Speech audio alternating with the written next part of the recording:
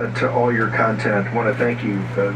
One, your analysis has been incredible. I just hope, I know this audience does, but I hope the folks, to the degree possible, force multipliers. Because remember, right now, we're getting across the border about one combat division a day that's processed and shipped in, and another essential combat division that's taking and the vast majority of the fighting is dead. No nation in the history of the earth has ever invited their own destruction like we're doing here and with spending. And this also drives part of the spending. So no nation has ever been so reckless. It's absolutely systemic. One extra minute to give a slight silver lining.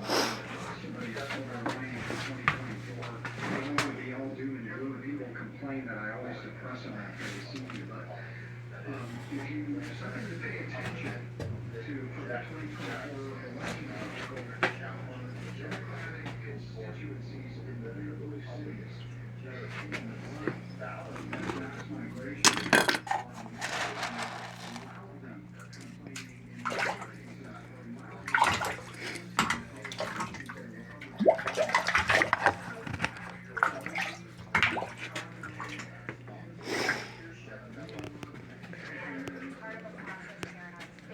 that now goes to Superior Court, and then potentially to the Maine Supreme Judicial Court, and then potentially to the U.S. Supreme Court. Yeah, not potentially. They know it's going to the Supreme Court. Everyone knows that she's lying here. And then Trump is actually uniting. Even the rhinos behind him are coming on his side. Look, here's Susan Collins, Republican Senate. Susan Collins of Maine wrote Thursday night on social media, quote, Maine voters should decide who wins the election, not a Secretary of State chosen by the legislature, unelected. The Secretary of State's decision would deny thousands of Mainers the opportunity to vote for the candidate of their choice, and it should be overturned. Yes, of course, everyone knows it will be.